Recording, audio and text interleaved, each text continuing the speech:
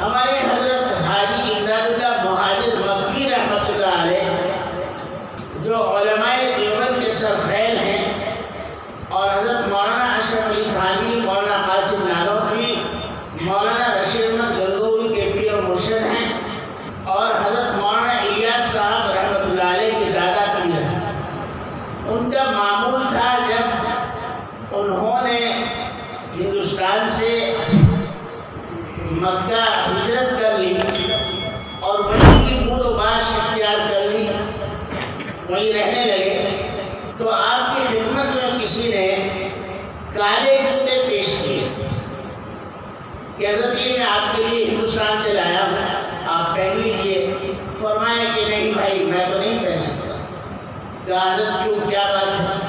کہا کہ جوتے بہت اچھے ہیں، بہت اچھے ہیں، کوالٹی کے بھی اچھے ہیں، مجھے پسند بھی ہیں، لیکن چونکہ ان کا رنگ کالا ہے اور کالا ہی رنگ غلاف کعبہ کا ہے، اس لیے میں کالے رنگ کے جوتے نہیں پہن سکتا۔ یہ آداب میں سے ہے، اگر کوئی کر لے تو اچھا ہے، نہ کرے تو کوئی گناہ تو نہیں ہے۔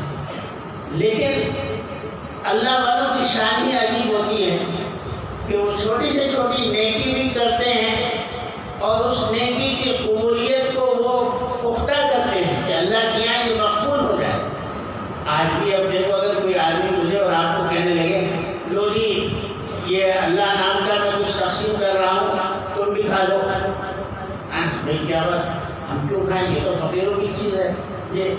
لیکن حضرت حاجی صاحب رحمۃ اللہ علیہ نوابوں کی طرح رہتے ہیں۔ کعبۃ اللہ میں جو مسجد حرام ہے، یعنی جو سیدریاں ہیں، ان میں حضرت ایک جگہ بیٹھتے تھے اور گاؤں تکیہ رہتا تھا، حضرت کی اور مسند لگی رہتی تھی، اور کپڑے بالکل نوابوں کی طرح رہتے تھے حضرت کے۔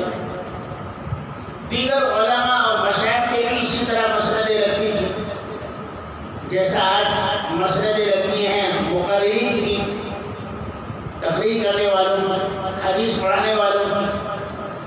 تو ایک صاحب آئے، انہوں نے کہا کہ میں فقراء میں کچھ پیسے تقسیم کرنا چاہتا ہوں، یعنی غریب لوگوں کو۔ تو جتنے لوگوں کی نشستیں لگی ہوئی تھی علماء اور مشائخ کی، انہوں نے منع کر دیا، نہیں ہم نہیں لیتے۔